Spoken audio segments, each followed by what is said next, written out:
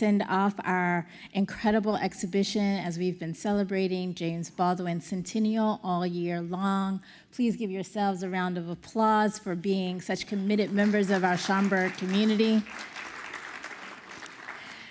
Of course, my name is Novella Ford, and I am the Associate Director of Public Programs and Exhibitions, and you are here at the Schaumburg Center for Research in Black Culture, where every month is Black History Month, so we're just rolling on from February right on to March, as we do.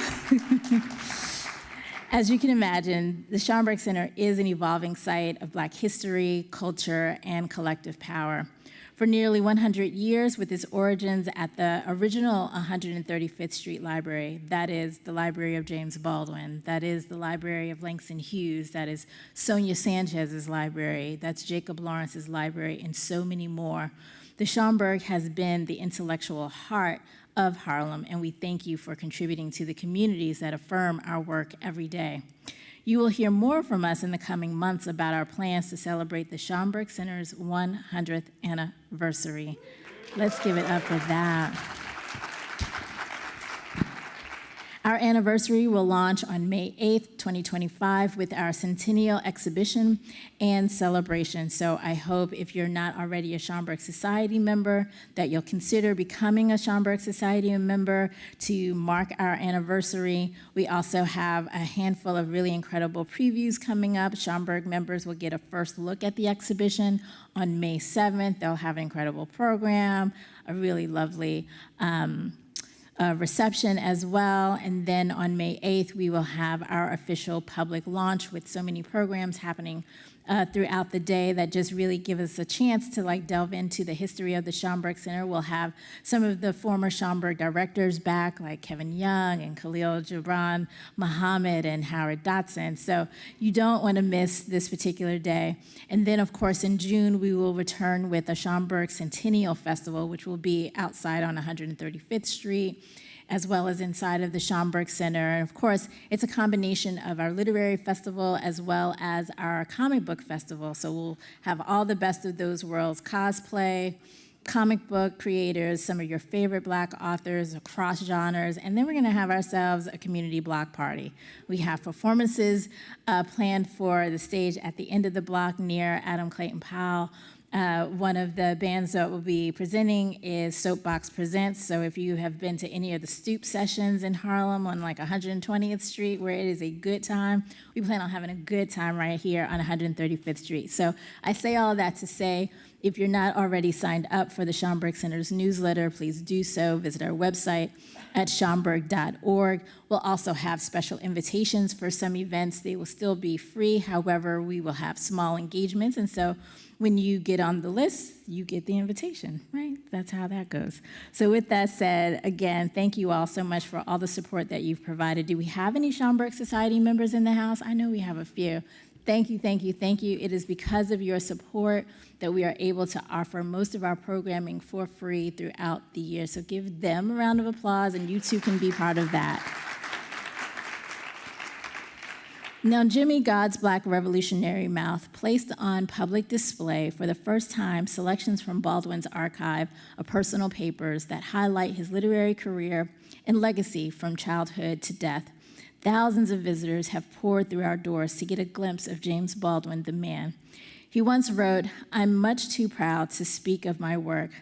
It will either speak for itself or it won't." I think we know that it certainly does speak for itself. It has been over these last few days. Of course, this exhibition has been open since August, that a lot of people have had it on their calendar, and it was like, oh, it's gonna close tomorrow? Okay, I'll get there.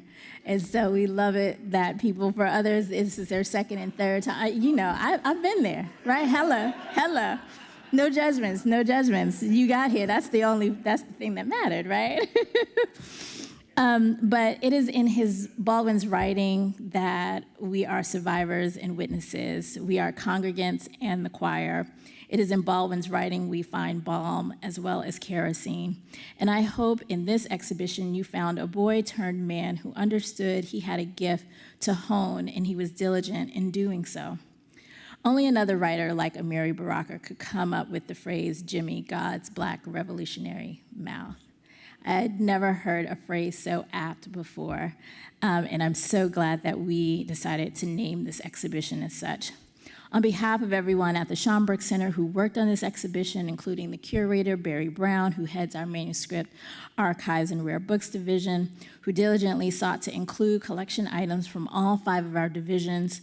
So if there is anything that you have seen on display as part of the exhibition, but wanted to learn more, wanted to see more of that kind of thing, all you really need to do is make an appointment, bring your New York Public Library card, and you too can immerse yourself in the world of Baldwin, as well as people like Maya Angelou and so many others. So the Schomburg Center's collections are here for you. They are free and open to the public, and we say that over and over again, but we want people to take us up on that. It is free and open to the public. I also want to thank our exhibitions manager, Laura Mogilescu, our installation assistants, Rebecca Josephson and Mike DePascal, also installation assistants from other research libraries who have come over and helped us install and will be helping us deinstall this exhibition, the division curators, librarians, and archivists, Casey Matthews and Michael Bowman, who helped to troubleshoot media and tech, and of course, everyone from facilities to security and our volunteers who make the exhibition available to the public on the daily. Thank you, thank you, thank you. Please give that group of people a round of applause.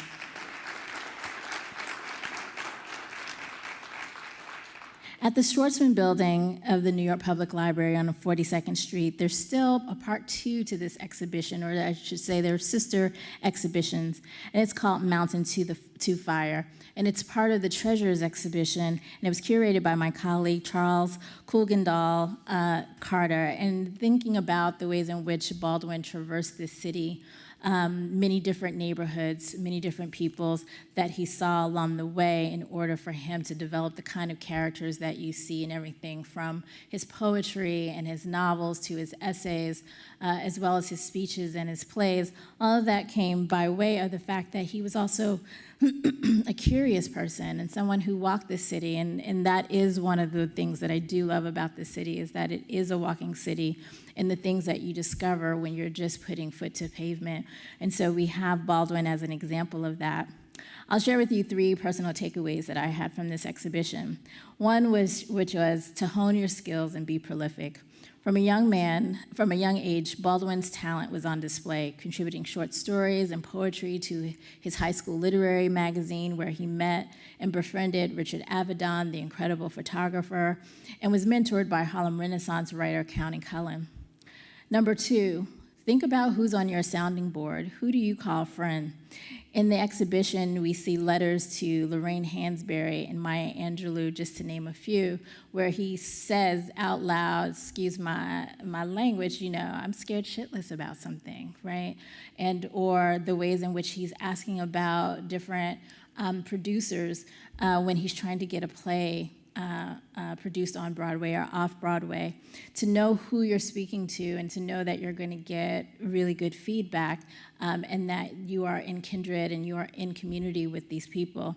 Now, these are names that we know now, as luminaries, but he's not friends with them because they are luminaries. He's friends with them because they are in community and there's kinship there. And so, again, remind yourself, who's on your sounding board? Who are you in community with? And last, I'll say my personal takeaway is seek rest and seek joy. The cinematic images that you see in the exhibition capture Baldwin with civil rights organizer Doris, who is from New Orleans, and they're dancing in the living room. He's enjoying time with family. If you ever see images of Baldwin smiling, it's never just a little smile. It is a big smile, right? You could feel it in your body when you see him dancing. You're like, oh, I want to get in on that party.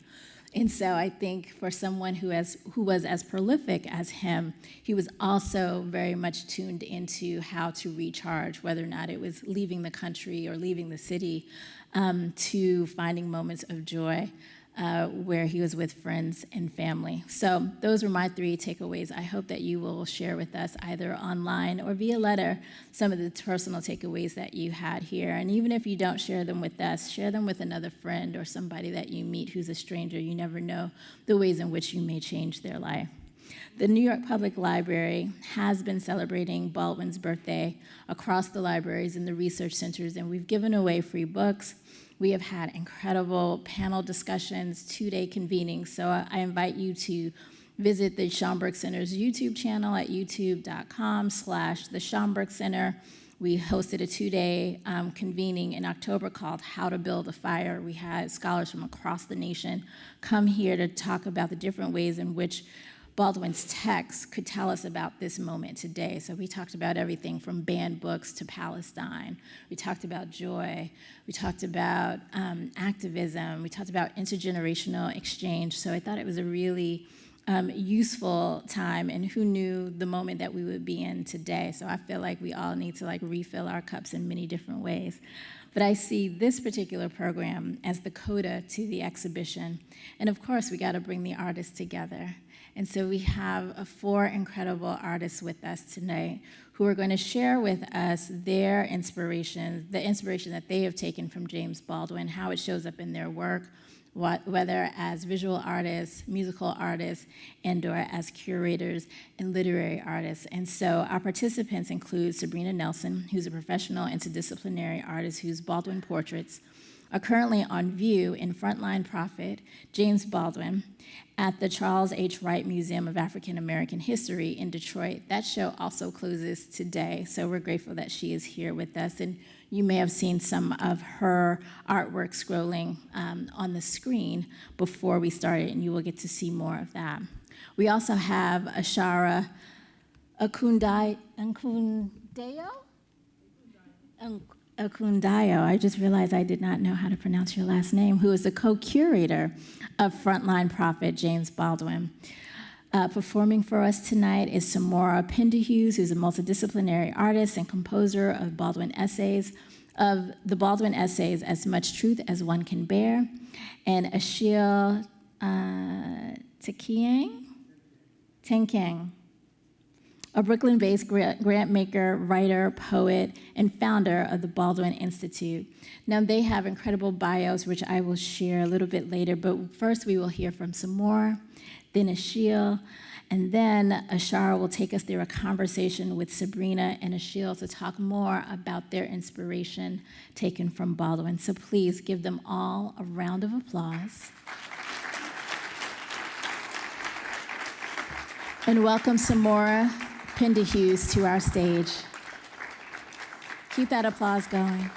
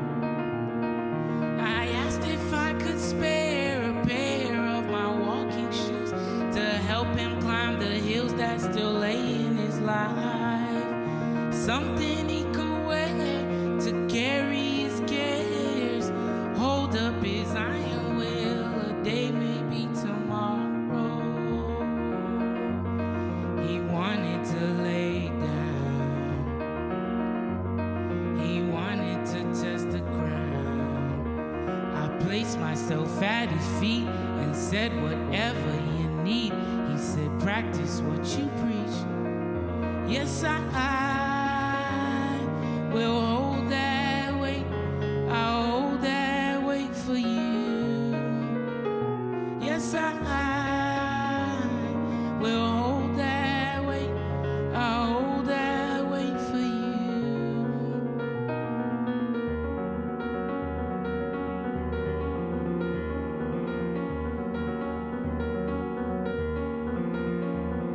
I came upon a man that carried in his fist all of the violence that happened to him. Through many a day, he locked it away and hardened his chest like no weapon could prosper. They put him in a cage and said it was his fate to ride with the rest, but he got out in eight. He puts on a mask now to cover his rage, 'cause red and blue lights might look twice and bring that chopper today. He wanted to break down. He wanted to test the ground. I said, how do we defeat that state that do evil deeds? He said, practice what you preach. Yes, I will hold that weight. I'll hold that weight for you. Yes, I will hold that weight. I'll hold that weight for you. Yes, I will hold that weight. I'll hold that weight for you. Yes, I will hold that weight. I don't know if it holds to. I had daydreams, ways of freedom. I had daydreams, ways of freedom, what it might be. Lately, I see working ways out.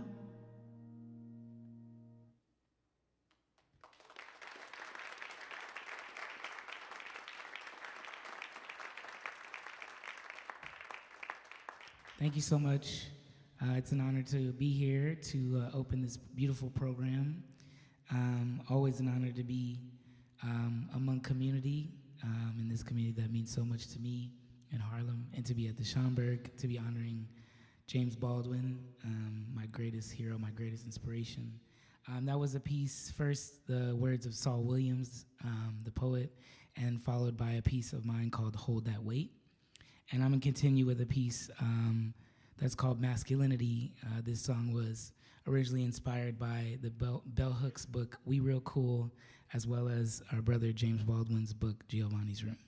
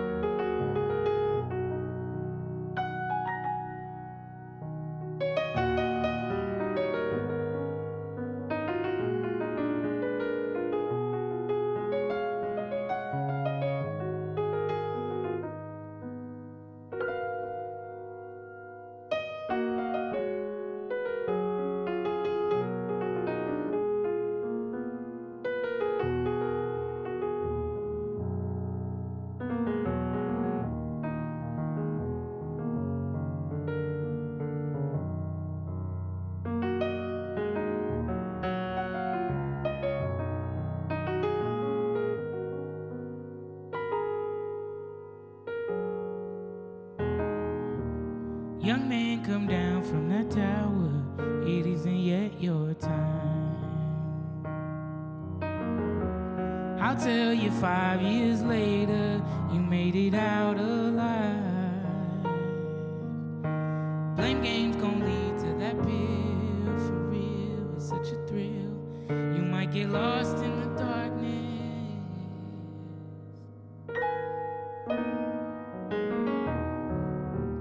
I'm sensing so much anger, where do you put it all?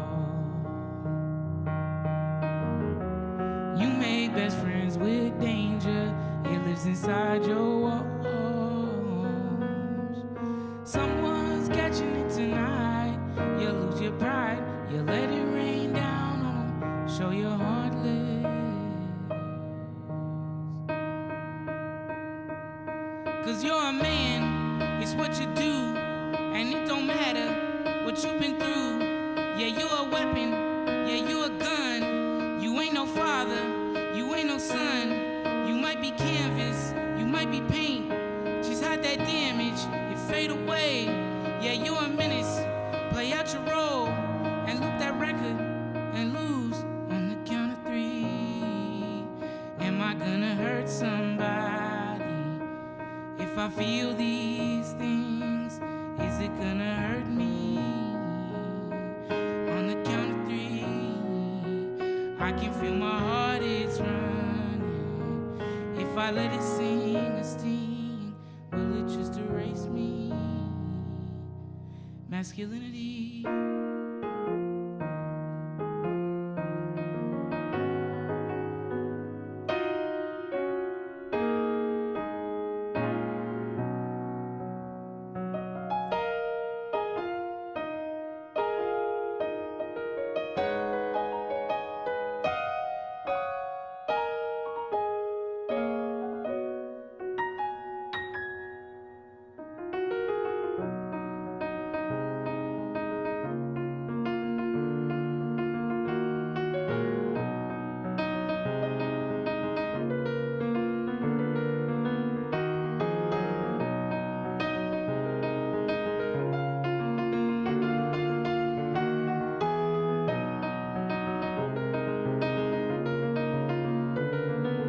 Don't let me fall.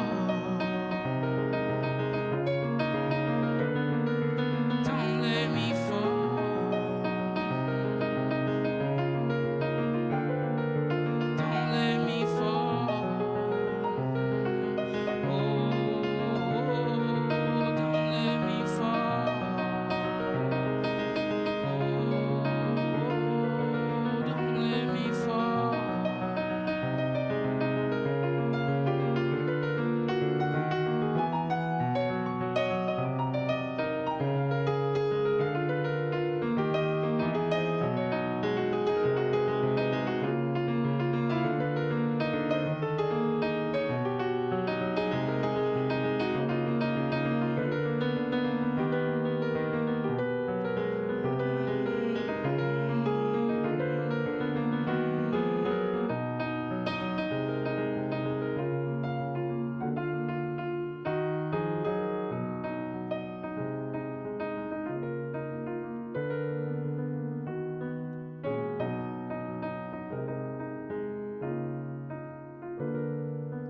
Don't let me fall.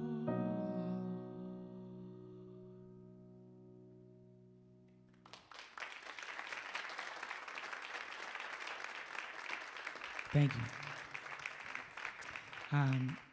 I'll end and let us go on to the next beautiful parts of this evening by performing a song of mine called "Process." And this piece reflects on, I guess I would say, the vulnerable parts of being alive. Another thing that James Baldwin has helped me to navigate through my life is this understanding of the artist's purpose, and that one of the purposes of being an artist is to be able to describe in detail the complexity that is being a human. And so this piece is inside of that dedication. It's called Process.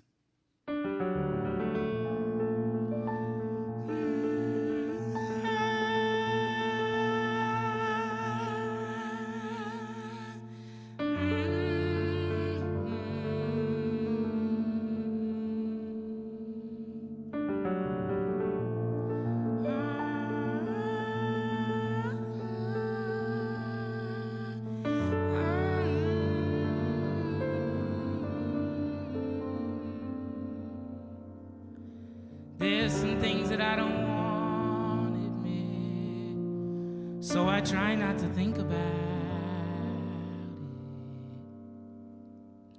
There's a lot of ugly things in my heart. I just hope to the Lord I don't slip. You feel me? Said there's some things that I don't want to admit, so I try not to think about it. There's a lot of ugly things in my heart. I just hope to the Lord I don't slip. I wonder what it's like to let it out. That part of me that I'm so afraid of. It holds on me and tosses me about. Doesn't seem to be something I get away from. Tell me, how do you name those well-kept secrets that you never say out loud? And why does the body see these demons but keep me from calling out?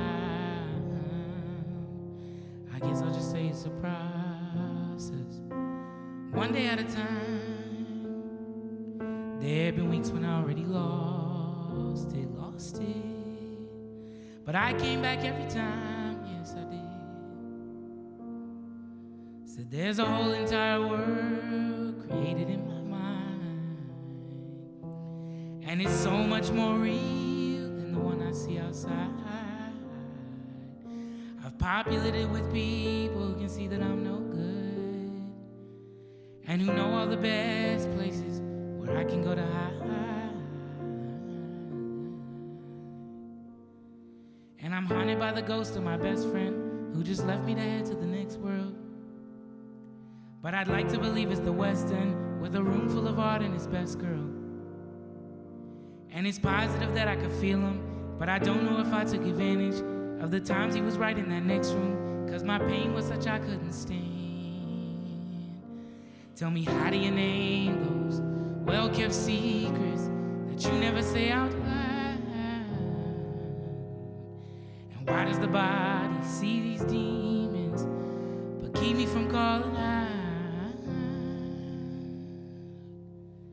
I guess I'll just say it's a process, one day at a time. There have been weeks when I already lost it, but I came back every time. When you ask me what's wrong, you might think I don't hear you, but that's not the case. I just might not respond, I don't want to be near you, cause I'm so ashamed. I'll just keep the TV on and just let it wash over all of these many fears, and hope I wake up less weary tomorrow morning. And hope I wake up less weary tomorrow morning. Please God, hope I wake up less weary tomorrow morning.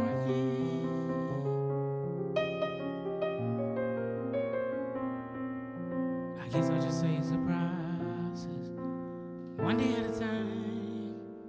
There have been weeks when I already lost it, but I came back every time.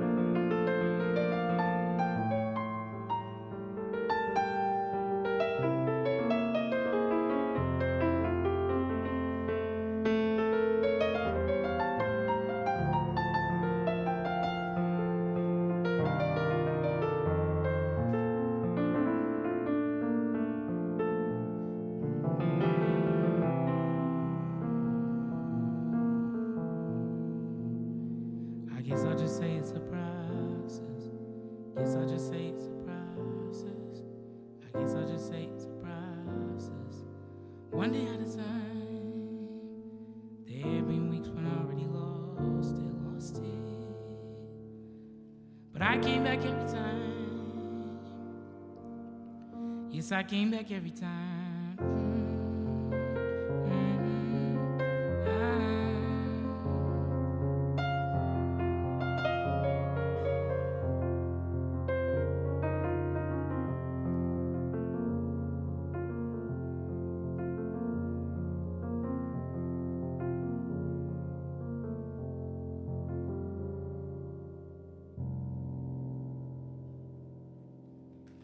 Thank you very much. God bless.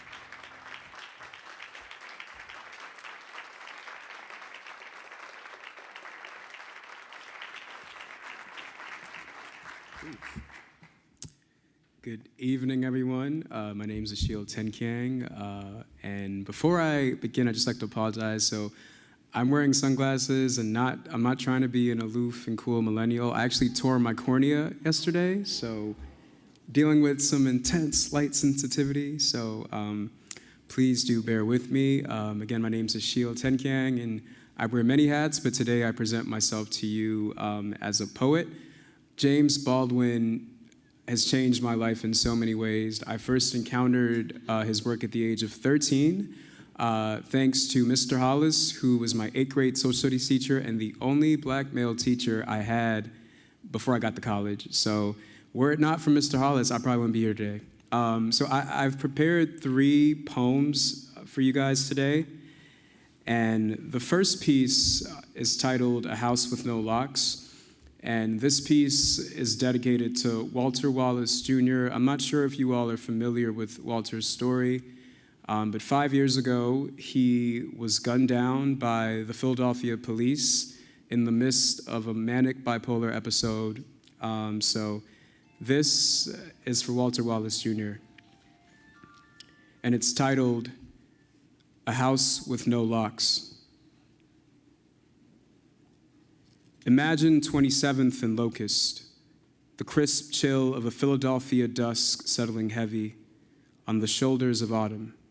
A body, once tall, once teeming with something like hope, or maybe just the everyday struggle to hold on, now swallowed by the city's cold concrete skin.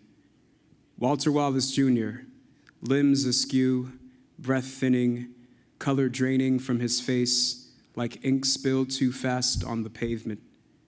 The night takes what it wants, but not before the walls rise, a neighborhood keening for what can no longer be reclaimed.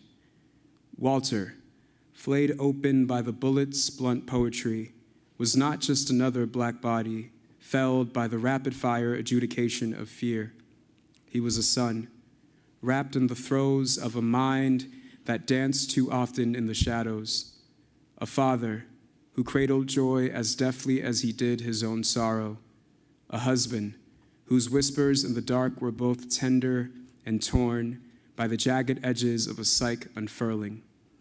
His madness was not a cloak he chose, but one imposed, stitched from history's heavy ink, from a world that cannot tell illness from menace when skin bears the burden of pigment.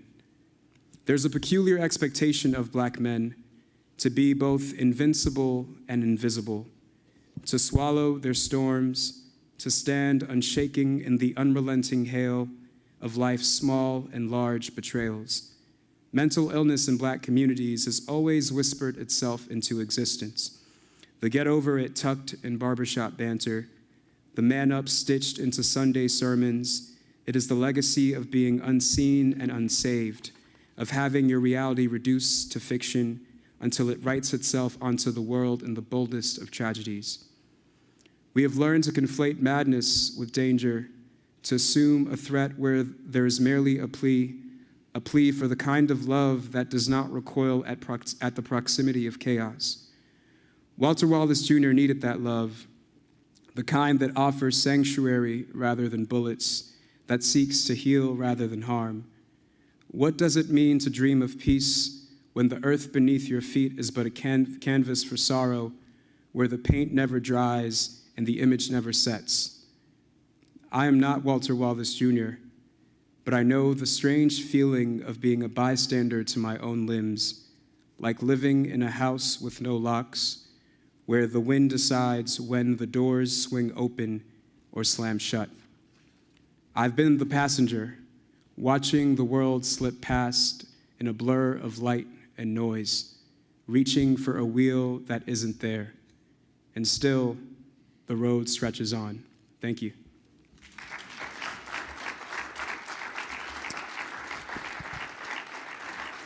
Now, the next two pieces are directly in conversation with Bob. I mean, the first felt important to share because I don't think we often talk about Baldwin's struggle with mental illness. That was very, much a part of the complex and beautiful human that he was.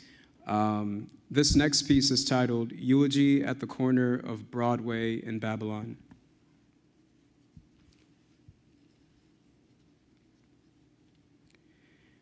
They told us a nation is a thing with breath, but the lungs of this dying empire are lined with ash. The avenues wheeze in gridlock grief.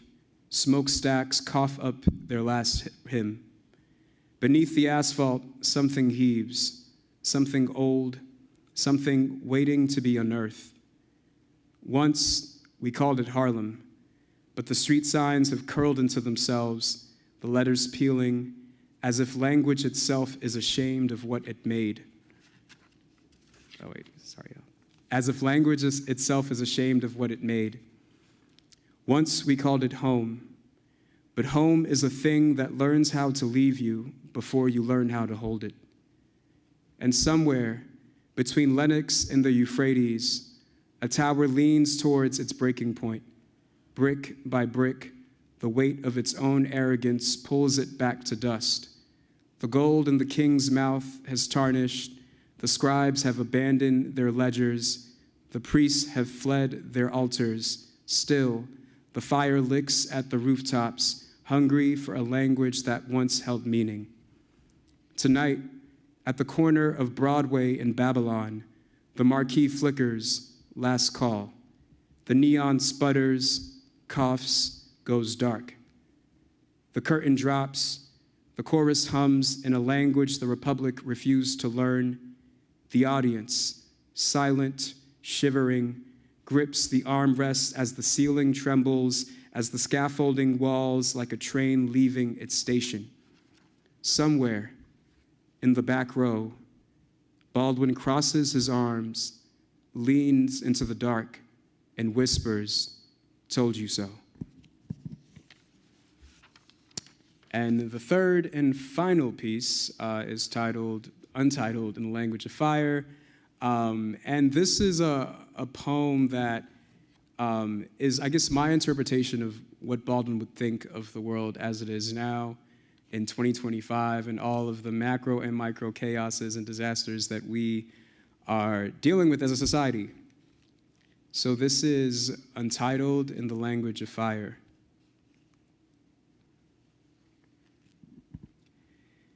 James Baldwin knew the fire of displacement, the way a country can exile you while still calling itself home. I think of him in Paris, at his desk, writing love letters to Harlem, writing his way through the weight of a nation that bruises its own children, then asks them why they're not laughing. Baldwin recognized the world long before it arrived at our doorstep, where Palestine mirrors Harlem, where the sky falls without apology, where people disappear between streets with no names, just checkpoints that steal the sun from their eyes. In Gaza, the children play beneath a sky that never opens for them, their laughter drowned by bombs and sirens, their dreams pressed behind walls that refuse to let them breathe.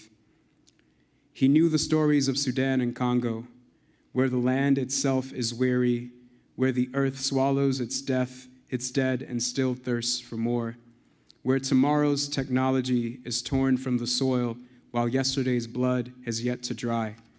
He understood how diaspora threads itself through borders that say you don't belong, how black and brown bodies find new lands with old scars. He knew that crossing is always a kind of prayer, that the migrants at the border do not walk, they carry dragging everything they have ever been through a world that only sees them when it needs them. He knew, too, the silence that wraps itself around the bodies of Black trans women, a silence made heavier now by the cold weight of law, the silence that is complicit, that turns its head, that erases. Another name swallowed, another body gone, another dream extinguished, and the world moves on, as if these women did not stand on the front lines of freedom, as if their lives were not sacred. Baldwin reminded us, would write us into remembering, that there's no freedom unless it's for all of us, that abolition is not a word we say for comfort, not a bedtime story to soothe restless children, but a reckoning. A dream where cages burn, where borders do not dissolve gently like smoke, but shatter like glass under the weight of collective will, where the only prisons left are the ones we dismantle in our own minds. And the artists, Baldwin's beloved artists, carry this vision. They push us to see what is on the other side of the fire, hold mirrors to the world and demand we look. They give us the language of survival, the notes of a song that begins where the bullets stopped, a melody that insists that we are still here, still loving, still rising. For the queer migrants crossing deserts, for mothers who bury their children in the sands of Sudan, in the forests of Congo, or search for them beneath the rubble of Gaza, for the Black trans women who live and die in silence, for the men who battle invisible wars in their minds, we write because we must. In the end, Baldwin reminds us that the role of the artist is not to resolve the world's pain, but to bear witness, to hold up the wreckage and carve out the possibility for something greater. And so, we keep writing, we keep dreaming, we keep building a world where the artist's hands are the hands of God, shaping the clay of what could be, and we dare to imagine together that this time the world will not look away. Thank you.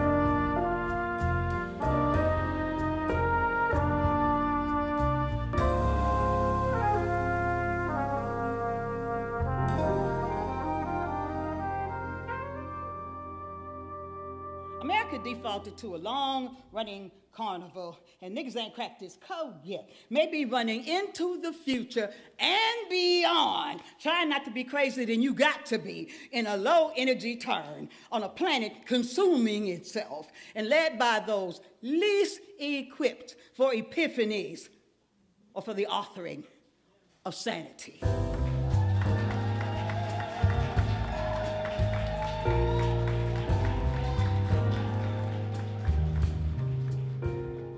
My name is Sabrina Nelson. I was born in Detroit, Michigan in 1967 during the rebellion. The first time I encountered James Baldwin was in Paris in 2016 during the James Baldwin Conference at the American University of Paris.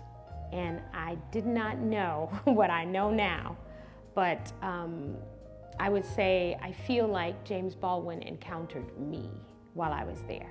So that was my first connection, my first touch, my first experience with James Baldwin. On my journey as an artist, I've always used my body and my voice and my visual voice to say what I want to say. And it's funny, James Baldwin, the series of the drawings that are inside the sketchbooks came about during something we call Inktober, which I changed to Blacktober. So for me, I was wondering, what can I draw every day for 31 days that would excite me to draw every day for 31 days? I decided it would be Blacktober for Sabrina, and I was going to draw James Baldwin. This was in October, and I wanted to do something to baptize myself in his image so that I really could know him and draw him without having a reference.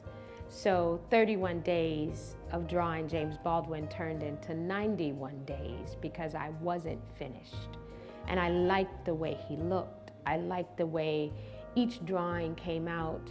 There was more of him revealing himself to me through the gestures of drawing. And gesture drawing means drawing loosely with the line as opposed to very tightly illustrated like a photo reference. But I wanted to draw his essence and his being and the idea of my perception of him when I heard his voice, when I saw his face. You know, the book title's pulled from a drum solo. Run here, hero. Lie at the hiding place. All the bullets in 10 precincts know where to go. You know, there's no heaven nor any other good idea in the sky. Politics means that people did it and people do it. Understand that when in San Francisco and other places that was never really there, I bet this ocean thinks it's an ocean, but it's not. It's just 6th and Mission Street. All know who's king. King, you know. Like America, I'm proud to deserve to die. I'm gonna eat my dinner extra slow tonight in this police state candy dispenser you all call a neighborhood. No set of manners goes unpunished. Never mind a murderer's insomnia or the tea kettle preparing everyone for police sirens.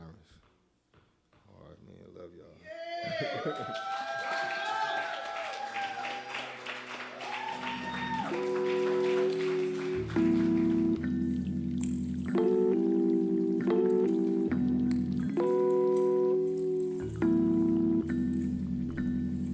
Every time I sit with an artist, every time I create or hold space for an artist conversation, we get into these kinds of spaces of vulnerability and curiosity and beauty and questioning. Just what does this mean for us to be here? And it's because we all show up as our divine artist self out of the womb of our parent. We all show up that way. And then someone tells us that we can't do that. But it actually is your creative artist self that is like questioning, troubleshooting, coming up with solutions. And that is why we need to respect artists and people who live and make their living as creatives. That can't be something that you think that is outside of you. It has to be, because it is you. It is you. So thank you all for joining us. Thank you all of the elders for being here. Thank you for the children for being here. So I'd never, ever drawn James Baldwin. And when I began to draw his face, this is the first time my pen touched the paper of drawing James Baldwin. And I felt something touch me. And I don't know what it was, but I looked around the room. There were no windows open. There was nobody else moving, but I felt odd and strange. And I said, well, I don't know what that was, but I could also feel goosebumps and my little blonde hairs on my arms raised up. And I felt something that just kind of like touched my shoulder as I was drawing his face. And I was like, what's happening? And I looked around and nobody moved, and I felt it again. And I was like, man, if this is some poltergeist shit, it's cool, but I don't really know you like that, and I really think you should talk to one of these other people because I'm new to you. And if you in here, I'm glad my bladder is empty because I'm one of them people that will get up, pee on myself, and run. I swear to God. But I was cool. And I felt it, and I know I felt it twice, and I just continued to draw, and I said to myself, because nobody else was moving in the room, if you're in here, I need you to show me how to know you, and don't scare me, because I'm a little scaredy cat. I ain't thug life. But if you're in here, I need you to show me how to know you. And so I just continued to draw.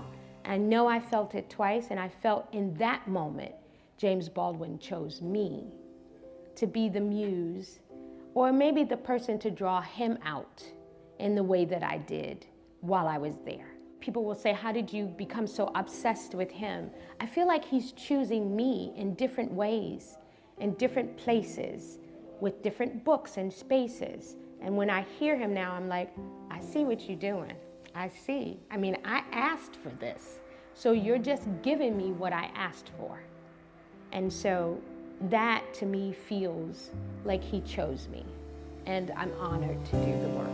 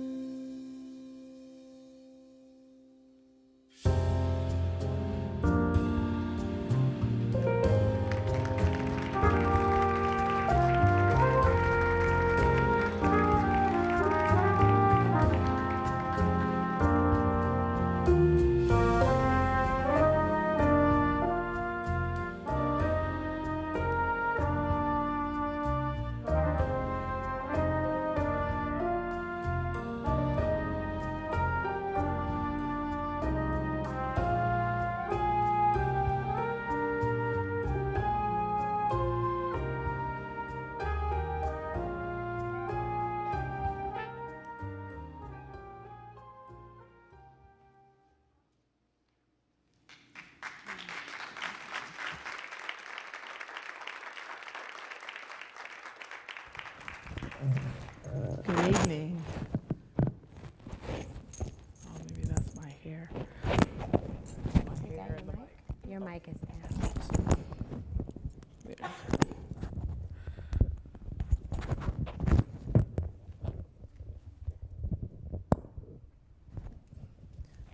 Blessings. Good evening, everyone. Hi. It's such a delight to be here. Such an honor to be here. with you Harlem. all. In Harlem. What up, though, Harlem? What up, though, Harlem? So, two daughters of Detroit are happy to be here with you. My name is Ashara Ekundayo. I am an independent curator, cultural worker, an archivist, a friend of this dear artist right here, a daughter of Detroit, and the mother of Christian and Etef, and the grandmother of Selassie, Omalara, and Libya, and the partner of Dr. Angela Wellman. And I'm just honored that our ancestors have brought us to this journey to be here together tonight, because we could be anywhere else, and we chose to be in this theater together tonight. So before we start this short conversation, this circle up, as we would have it, I just want to also ask permission from the eldest person in the room to continue to be able to hold space this evening. If anyone would like to volunteer their eldership and give us permission to continue to speak. Anyone who's over 60 in the room? Okay. Yes, may we continue to be here on the stage this evening? It's a yes or no kind of. Yes. Thank you. And also want to honor this land, this beautiful place, this island, Manhattan, with the original inhabitants, the original stewards of this land. We want to also take a breath and just remember that their spirit and their bodies are still here. They're still holding us here on this land and holding it together. So honoring the original people of this landmass, this island as well. And of course, to all of the ancestors and angels and Orisha and spirits that guide us, that we have the gift of being able to be artists in this day and time, that we proudly hold up that banner as cultural workers and cultural bearers and students and teachers of these times. So we also take a breath for that as well. And I want to invite my friends to introduce themselves briefly. You've already seen a little bit of the story of Sabrina Nelson. You've already heard the poetry of my sibling Achille here. And it's important for us to be able to have an intergenerational conversation at this particular site these sites of revolution, these sites of remembrance, these sites of power, these sites of memory. And so just thank you for all of the archivists. Thank you for Arturo Schomburg and his vision, and for this space being held for 100 years of memory and this living archive. So Sabrina, share some thoughts with us this evening. I want to add these sites of banned books. Of banned books. I am Sabrina Nelson. I'm a daughter of Detroit. I am a daughter, sister, child of the arts, and also the blue collar mentality that is the automotive industry in Detroit, working the line. And so, thank you. As an artist, I have 3 children who are artists, Denise, Mario, and Sudani. And many of you, if you follow art in terms of contemporary art, Mario Moore is my son. And I am the grandmother of Kamari and Anai Jop. And so I have 5 sisters and 2 brothers, so I have a very large family. I'm used to collaborating and sharing, even when I don't want to. And I'm the middle child. Oh. So, Oh, yeah. yeah, and an August Virgo. Yeah. So we sometimes demand order and chaos at the same time. And we love that. Good evening, everyone. My name is Ashil Tenkyang, also the middle child, a Gemini, not a Virgo. And it is an absolute honor to be here. Interestingly enough, I guess almost exactly 6 months ago we were here for the opening of this exhibition. It was Baldwin's 100th birthday, and I was in the audience, and I was like just enamored by being one of the youngest people in the room, just enamored by this world that had come together to celebrate someone who fundamentally just changed every fiber of my being. And to be here 6 months later as we're sunsetting the exhibition, but not his centennial or his legacy, because his legacy is in motion. It'll always be in motion. The velocity won't stop. It's a tremendous honor, and I'm overjoyed, overwhelmed, and super excited to dive into conversation with you all. What do you want to talk about? There's a lot of things to talk about, but I guess starting with you, Sabrina, I don't think people really understand how historic the Frontline Prophet exhibition was, right? Like, this is the only, and correct me if I'm wrong, right? The only sort of exhibition of its kind. Can you kind of just talk about that historical significance and what it meant for you to kind of really step into this moment during Baldwin's centennial year? Well, I will say thank you for the question. It started with 4 very small sketchbooks. I work for a college of art in Detroit, and it's very much like Parsons, SVA, Pratt. And so we're known primarily for our industrial arts. When we get kids from New York, they come to Detroit to study transportation design. So my traveling was always coming here, but I considered my sketchbooks my physical laptop, because I didn't like flying, but it was so much faster than driving, and the college paid for it. Hey. So if you know college recruitment, your travel time really starts in September, but the thick of it with college fairs and national portfolio days happen in October. So that was Inktober, Blacktober for me. And so I was drawing James Baldwin every day, as you saw in the film, and I thought I'd stop at the end of October, which for Inktober, you draw every day for 31 days. I didn't stop for 91 days. So I had all these small sketchbooks, and that was in 2016, after I had gotten back from Paris, going to the James Baldwin conference in May. And I hadn't drawn him anymore after I left Paris. He just didn't cross my mind. And while I sat there and was angry about the Inktober person who started it using the same words that were used some years ago, I was like, we got too many words in our English lexicon to be using the same words from 2 years ago. So I said, this is about to be Blacktober. Yeah. And so I sat there and I said, what can I draw? And I didn't like say to myself, draw James Baldwin. Something came to me and said, draw James Baldwin. And so, you know, I have those moments where if I'm still enough, I can hear the Spirit. I'm not still often, but I'm learning how to do that so that I can listen to the Spirit tell me where to go, what to do, how to move, how to give myself permission to just sit still. And so that turned into 91 drawings. Ashara came to my studio, opened my flat file. As folks do when they come to your studio, if they're comfortable, they just start going in things. And she's like, what you doing with this? And I said, they in the flat file. She said, why you got all these books with James Baldwin?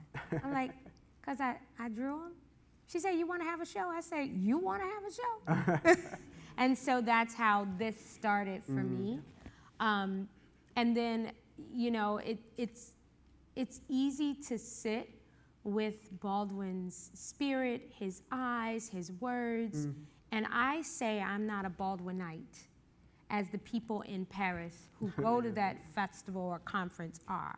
I say I'm Baldwinning, because I can just be out and open up an interior design magazine and there's Baldwin. And I'm like, you know what? You just gonna show up in everything? I can be in a bathroom at a restaurant and look up and there's a Baldwin picture and I'm like, why? Why? Because I asked for it. So that's how it started for me. And then when Ashara and Omomisha and I, you know, got together and decided it was gonna be a show that started in his 99th year and it would travel, that's how it started. And then got invited back to AUP. For the 100th year, and that's how this work went with that work. I really love how you describe your artistic process as somewhat of a spiritual encounter with Baldwin, almost as if through this work you're exhuming his body. And I'm just curious, because I know you said he's come to you many times, like, what does he sound like? Like Jimmy. He sounds like himself, but it's not like I'm hearing whispers, I'm feeling taps, I am like seeing his image in places that I don't expect to see it. And I like how you say exhuming. I felt like I was baptizing myself in his image so I could know him in that way. But also I feel like there's a resurrection that happened through augmented reality. Right. There's a resurrection that happened with I feel like it's gotta be over totally, including the 91 drawings, well over 150 pieces. Wow. Between Detroit, Adelphi University, which is the work from Paris, and then even a sketchbook that I carry now. I'm not sure if exhuming, resurrection, I just know that I need to hear his grounding and his balancing and his voice in order to make sense of this world that I'm living in this moment, as he disturbs my peace. You know, artists are here to disturb the peace, or as Nina Simone says, artists should reflect the times, and these times we are on fire right now. And I think it's important, as Toni Morrison says, for us to do the work. And so it's my assignment right now. I'm doing the work. And so I don't know when my assignment is over, I might stop, maybe. I love that. And I guess that sort of like my next question, Ashara, you as the curator, I think a lot of people don't understand that curation in and of itself is an art form, and that there is art and work to curating. And if you could just share like where, when, and how did your sort of practice converge with Sabrina's? You know, Sabrina and I have had actually a long relationship artistically. Before there was this Frontline Prophet James Baldwin exhibition, she was also part of an exhibition that I curated at a gallery space in San Francisco called Slash. The exhibition was Salt to Catch Ghosts. And it was a group exhibition that was really a spiritual libation and an opportunity for Black women and femme artists to come together in a space that related to water, grief, ancestry. It related to making and conjuring in a particular way, and was connected to both,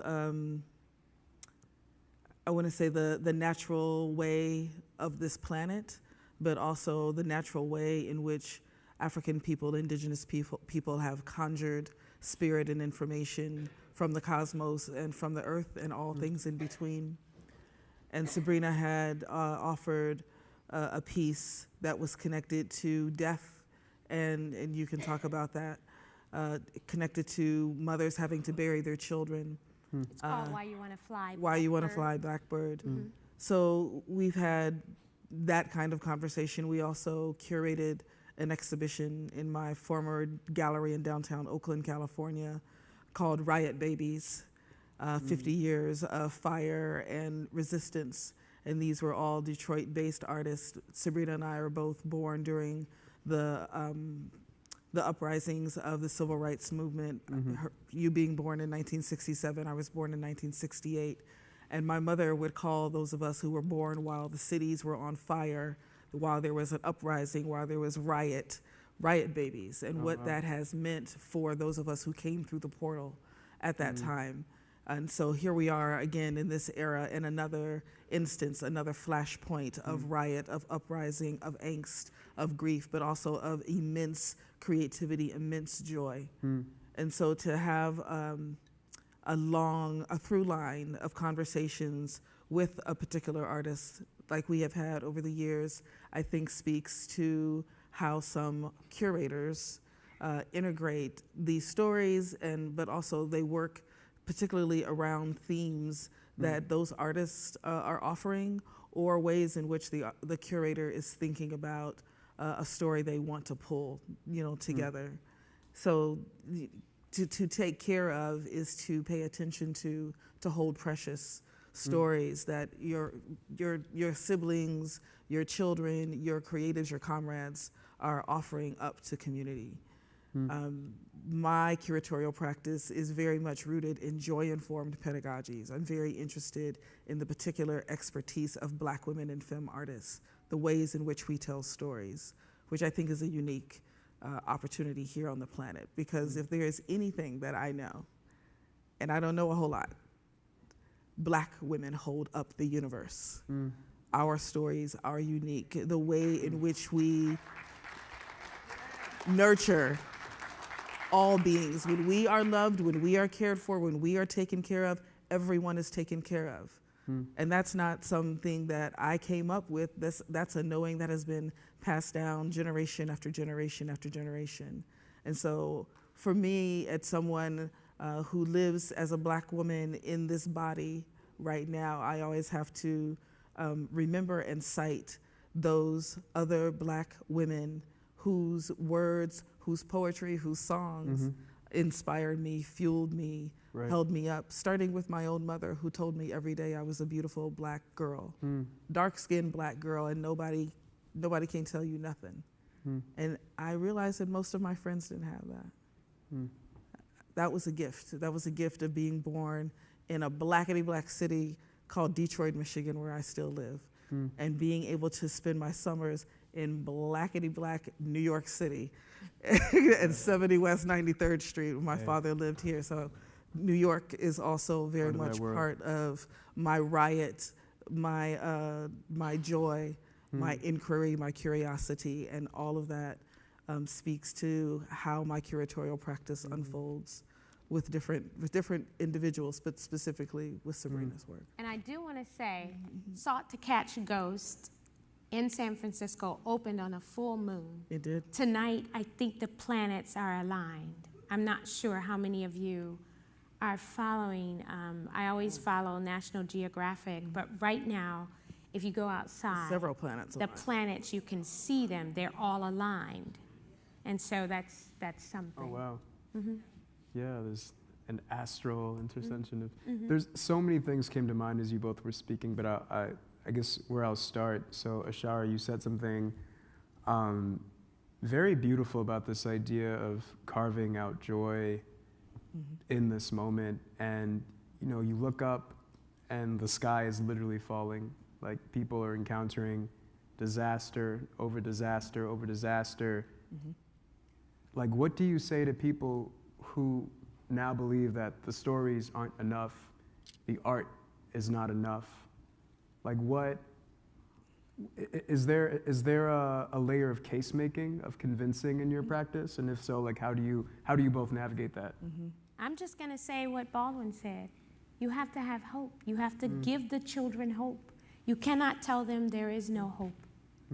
And so having that, moving forward with creating the light in the moments of darkness, like being the light, not necessarily having to go find it, but embodying it. And he said he learned light from Beaufort's paintings, using the yellow. And so as I Beaufort on, I am the light in these moments of darkness. And so in my studio, in the way that I eat, in the way that I dress, in the way that I speak, the way that I decorate my house. I say I paint on my first canvas, I paint me first, and then I go into the world. And so we just have to be beacons of hope. Thank you for that. Hope is a discipline, right? I would add that it's about perspective, as well. As you were just speaking about, the planets being lined up, I think about the fact that the moon is actually always full. It is our perspective and where we are on the planet. The moon is always full. Yeah. Okay? So, yeah, so how are you thinking about the offerings or the gravity or what it is that you are taking in your water body here? What is your perspective on light and reflection? So that's one. So perspective. One of the other pieces that is true, I landed this morning in Newark after being on an airplane for 16 hours. That's not to Detroit. I just flew in from that's for regular. I just flew in from Johannesburg. That's normal for her. I flew in from South Africa this morning, and the sunrise was magnificent. Yeah, I saw you. It was I was just literally with my face to the window, just kind of watching this mauve and fuchsia and orange emerge over Manhattan as we were landing in Newark, and I was just like, look. This beauty situation happens every day. You have to note that there is beauty, and that as what our beloved sister poet Sonia Sanchez reminds us, to make all things holy. There isn't anything that you can't do, some mundane act that you can't make holy. And so noticing the sunrise each day, noticing the moon, whether you see it as full or just a sliver. There are so many people who right now are in a state of prayer as Ramadan unfolds upon us, and that whether or not you are Muslim, that you practice Islam, the fact that there are so many people dedicated, disciplined, praying for you, whether you know it or not, several times a day. Incredible. Knowing that and being able to tap into that truth, into that beauty, gives me perspective. So finding ways to share those stories with each other, having the opportunity, if you can, to speak with a child, a young person, and ask them a question. They have an answer for you. It might not be the answer you expect. So right now, that my answer today in this moment is really about, it's about the frame and the perspective and the reflection. One thing that you guys both talk about, sometimes inadvertently, is just how your work and practice travels, right? There's a cartography that we're sort of dealing with here. And one thing that I think a lot of people admire about Baldwin is just how he moved through the world. I always like to say Baldwin was the world's first global citizen, like before we ever like really had the vernacular to articulate what exactly that meant. But one thing that I've also come to know in my experience is that the ethos of leaving home is to one day return. How are you guys returning? Where are you returning to from where are you returning to? Where have you been? And how is that flowing back into your work?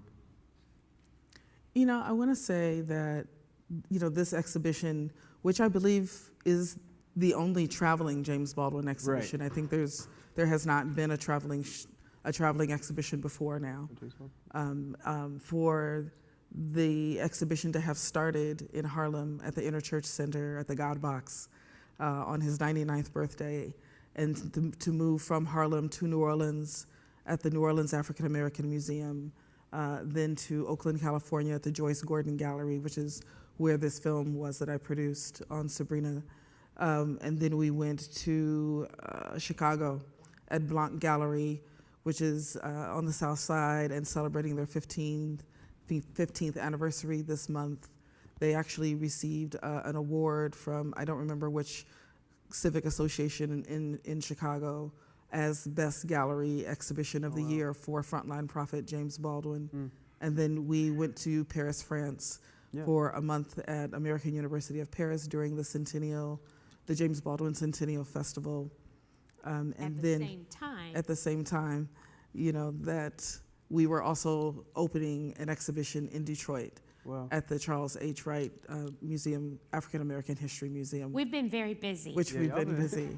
and then Adelphi University as well. So today is the final day of Jimmy, God's Black Revolutionary Mouth. It is the final day of Frontline Prophet James Baldwin, both in Detroit, Michigan and in Garden City.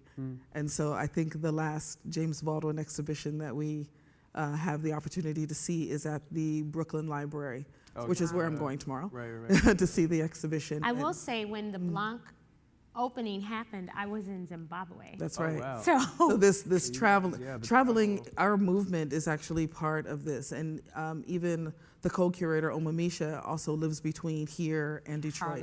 I live between Detroit and Oakland. You live between Detroit and the airport. You live in the airport. You live in the airport.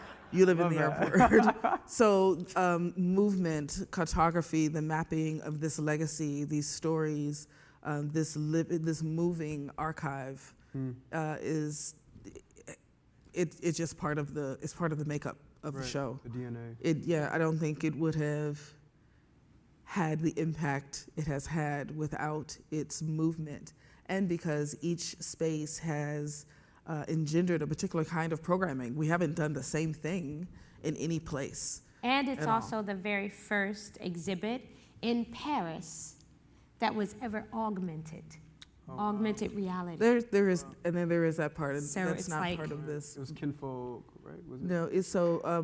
Black terminus.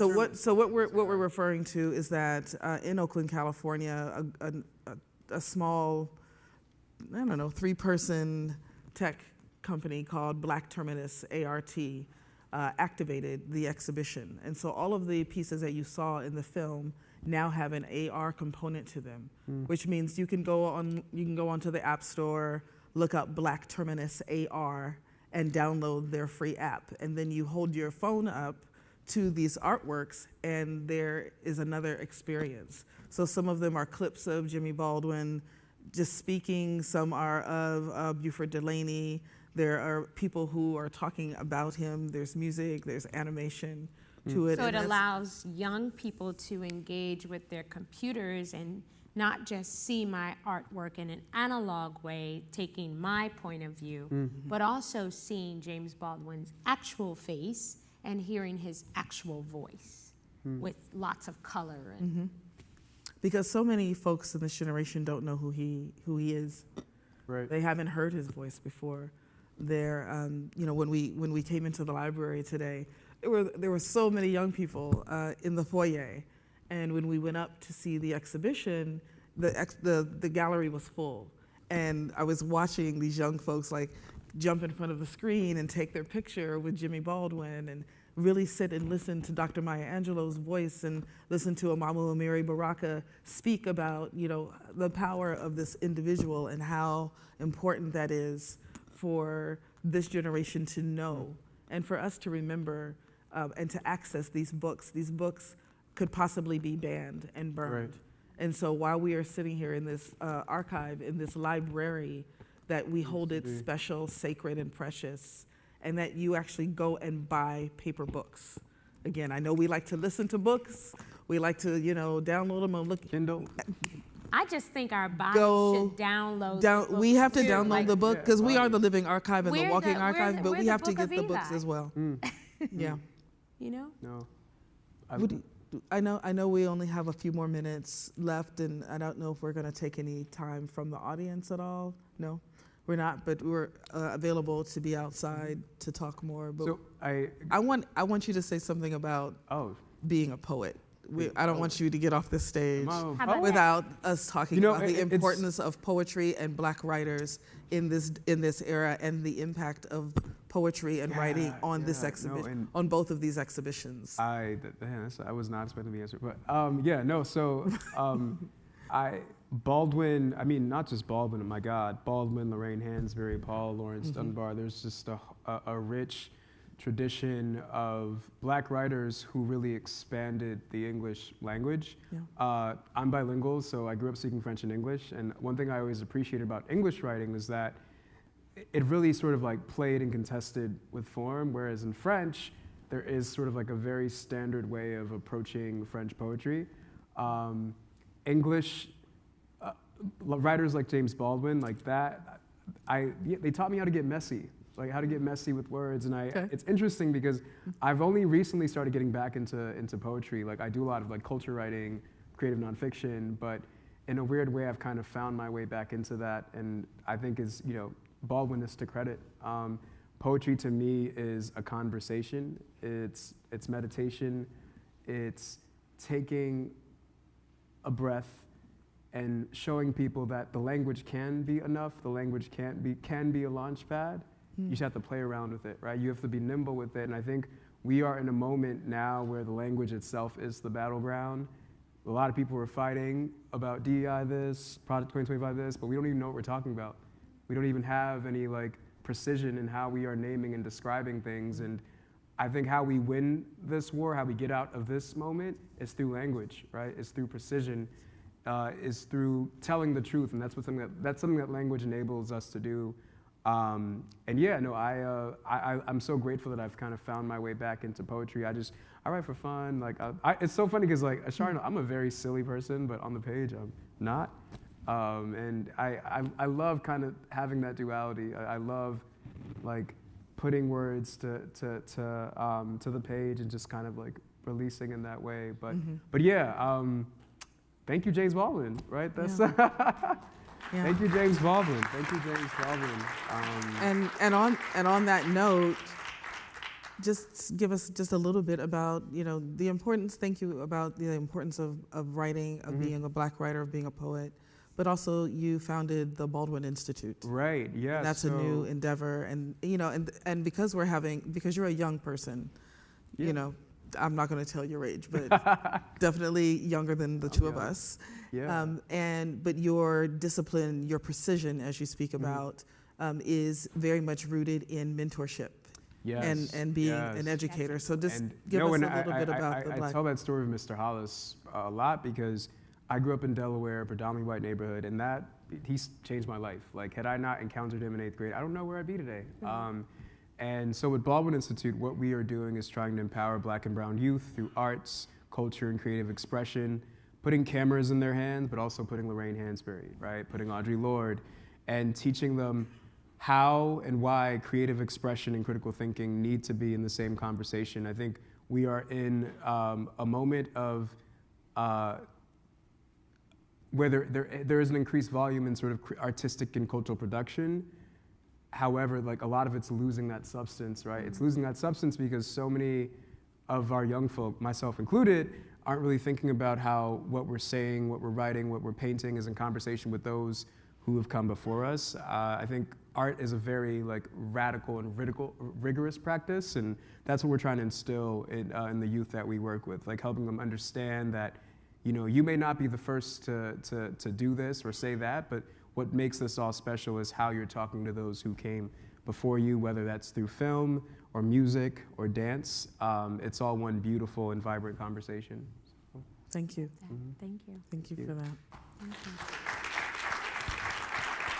I do want to say, for those of you who watched the film, one of the most important components of our show was to collaborate with the poet laureates of Oakland, California, San Francisco, Chicago, the poet laureate of Detroit, Jessica Care Moore, our sister, and also Nandi Comer, the poet laureate of Michigan, and Melba Boyd, now the poet laureate. So we have done our homework visually, but also in terms of the poets as well. So thank you all. Thank you for your attention tonight. Thank you. Thank you, Novella, for inviting us to be here. Yes, at the thank you so Schomburg. much. Absolutely.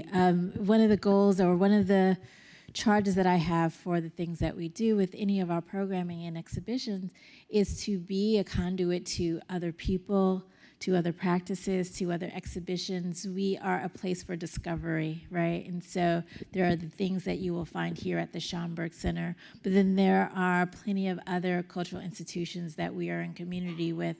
There are plenty of other cultural producers and creatives and writers and scholars that we're in community with, and we want you all to discover this work as well. And so we hope that this conversation shows the ways in which 2 exhibitions went up on James Baldwin's centennial birthday, right? And what they meant to the communities that they were in, but also to the community of people that they had come through those doors. And so I'm glad that you all could be here on the closing of your show and on the closing of our show, but also to be here with you all, because while you may not, you were able to see some of the work that was in the Detroit show, you have now met Sabrina Nelson, right? So please give her a round of applause.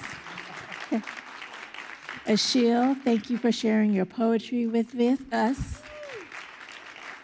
And Ashara, the amazing Ashara, who got off of an airplane from South Africa and who is probably looking for sleep in whichever time zone will allow it to be. Thank you so much for being here. I'll get to it. Thank you to everyone who is watching online. Those who are here in person, the exhibition is still open. Please take a last look. We have a reception going. Have an incredible evening. Enjoy this balmy weather that we're having in New York. And we'll see you again next month, because next month is also Black History Month around here.